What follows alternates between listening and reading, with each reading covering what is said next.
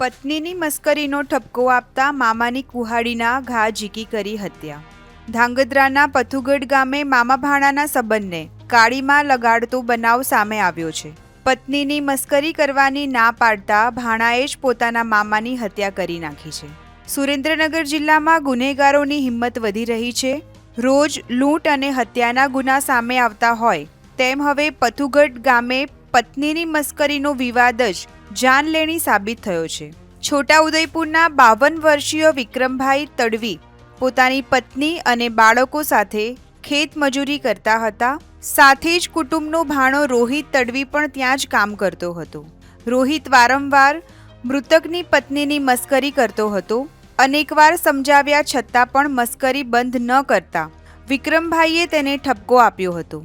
આ વાતનું મન દુઃખ રાખી ભાણાએ વહેલી સવારે નિંદ્રાધીન મામા પર કુહાડીના ઘા કરી નાખ્યા હતા. લોહી લુહાણ હાલતમાં વિક્રમભાઈને હોસ્પિટલમાં ખસેડાયા હતા. પરિવારજનોએ પહેલા દુર્ઘટનાનું કારણ આપીને વાત દબાવવાનો પ્રયાસ કર્યો હતો, પરંતુ 8 દિવસની સારવાર બાદ તેમનું મોત થતાં પત્નીએ સત્ય બહાર પાડ્યું અને પોલીસમાં ફરિયાદ નોંધાવી. સુરેન્દ્રનગર જિલ્લાના ધાંગધ્રા તાલુકા પોલીસ સ્ટેશન વિસ્તારની અંદર છોટાઉદેપુરથી ખેત મજૂરો ત્યાં વાડી વિસ્તારમાં મજૂરી કરવા માટે આવેલા હતા. એક મહિલા હતા, તેમની મશ્કરી જે છે એ આરોપી રોહિતભાઈ રણછોડભાઈ તડવીએ કરેલી હતી. અને તે દરમિયાન જે મરણ જનાર છે વિક્રમભાઈ રામાભાઈ તડવી એ આ મશ્કરી કરવા બાબતે તેમને ઠપકો આપેલો હતો. અને આ બાબતનું મનદુખ રાખીને તારીખ 24 સપ્ટેમ્બર 2025ના રોજ સવારના 4 વાગ્યાની આજુબાજુ સૂતેલા હતા.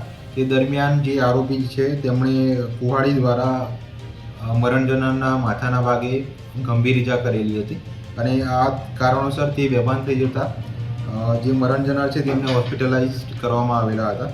અને આ કારણે સારવાર દરમિયાન તારીખ 29/9/2025ના રોજ મૃત્યુ થયેલું હતું. પોલીસે અલગ અલગ ટીમો બનાવીને બોડેલી નજીકના ખેતરમાંથી આરોપીને દબોચી લીધો હતો. રિમાન્ડ દરમિયાન આરોપી કયા લોકોના સંપર્કમાં હતો, હત્યાનું હથિયાર ક્યાં છુપાવ્યું છે તેની તપાસ હાથ ધરાશે. પત્નીની મસ્કરી બંધ કરવા ઠપકો આપતા મામાની જ હત્યા કરનાર ભાણાની ક્રૂર હરકતથી સમગ્ર પંથકમાં અરેરાટી ફેલાઈ ગઈ છે. હવે કાયદો આરોપીને કેટલી કડક સજા આપે છે તે જોવાનું રહેશે. આવા જ લેટેસ્ટ સમાચાર માટે ફોલો કરો ગુજરાત વંદનને. ધન્યવાદ. આભાર.